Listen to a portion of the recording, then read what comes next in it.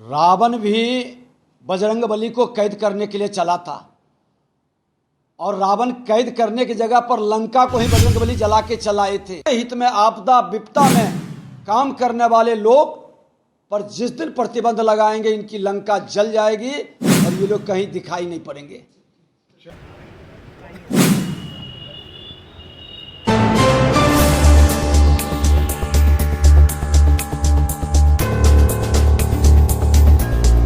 नमस्कार, मैं Prince Kushwaha Bihar talk देख रहे हैं। देखिए, बिहार में बजरंग बली को लेकर सियासत काफ़ी तेज है। आपको बता दें कि बजरंग बली, ऐसे में बता दें आपको कि जिस तरह धीरेन्द्र शास्त्री बिहार आ रहे हैं वो भी बजरंग बली के अपने को भक्त मानते हैं, लेकिन इसके बाद अब बजरंग दल को बैन करने के लिए सियासत तेज हो गया है। आपको बता दें, कांग्रेस के मैनिफेस्टो में भी था कि हमारी सरकार आएगी तो बजरंग दल को बैन कर दिया जाएगा। इसको लेकर तमाम जो भी संगठन है महागठबंधन के, उनके नेता बयान दे रहे हैं, कह रहे हैं कि बजरंग दल को बैन कर देना चाहिए। उन्माद फैलाने वाली ये दल है, इसको बैन कर देना। इस पे लेकर अब खुले तौर पे नेता प्रतिपक्ष विजय कुमार सिन्हा सामने आ गए। उन्होंने साफ तौर पे कहा है कि जिस तरह से हनुमान जी का रास्ता रोकने के लिए रावण चला था और फिर रावण को उसका खमियाजा भुगतना पड़ा था, उसी तरह से अब महागठबंधन के लोगों को भी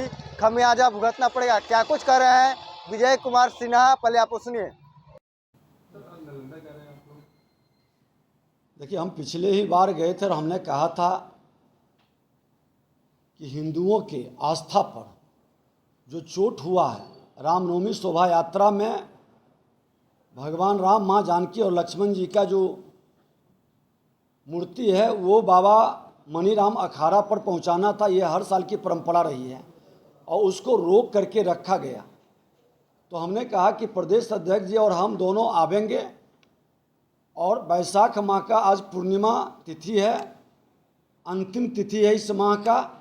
जिलाधिकारी से भी हमारी बात हुई थी, एसपी से भी बात हुआ था। उन्होंने कहा था कि ठीक है, और हम लोग अब जा रहे हैं। मालूम हुआ है कि वो लोग सुबह पहुंचा दिए। तो इस तरह से प्रशासन बहुसंख्यकों का हिंदुओं के आस्था को क्या सुरक्षा प्रदान करने में सक्षम नहीं है?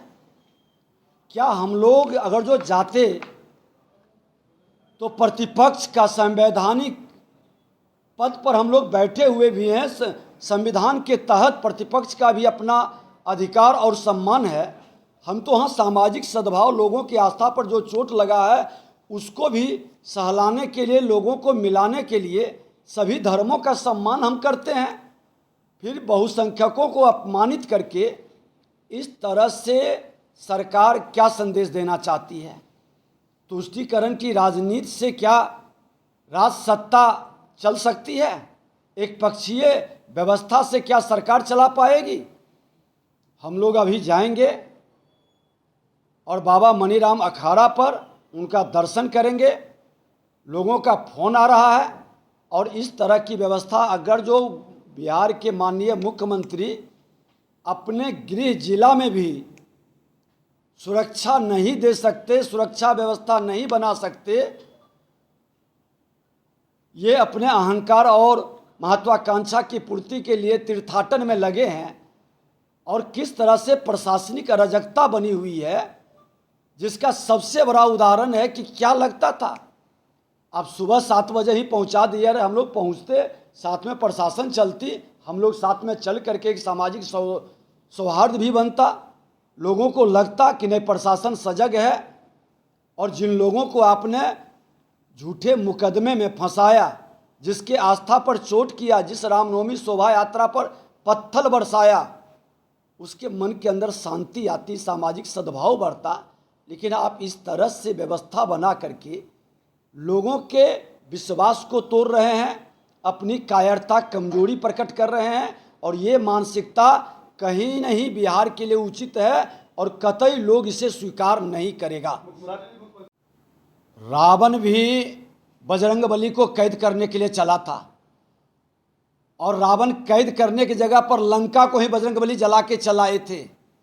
इन लोगों की जो लंका रूपी अपने साम्राज्य को बनाए हैं, प्रशासनिक अराजकता, अपराध और भ्रष्टाचार का जो माहौल खड़ा किए हैं, उस माहौल में हमारे बजरंग दल और बजरंग बली के स्वरूप में राष्ट्र हित में, समाज हित में, सबके हित में, आपदा विपदा में काम करने वाले लोग पर जिस दिन प्रतिबंध लगाएंगे, इनकी लंका जल जाएगी और ये लोग कहीं दिखाई नहीं पड़ेंगे।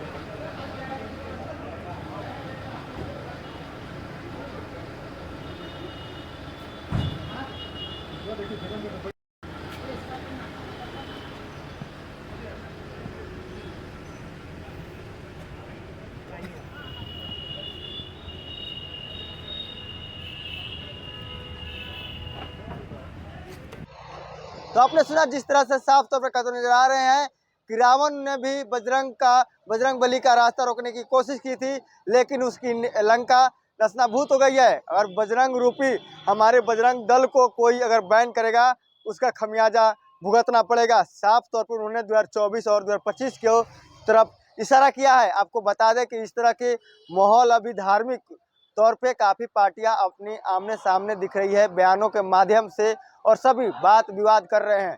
आपने देखा भी। इसी तरह के तमाम खबरों के लिए हमारे साथ बने रहें। अब बिहार टॉक देख रहे हैं।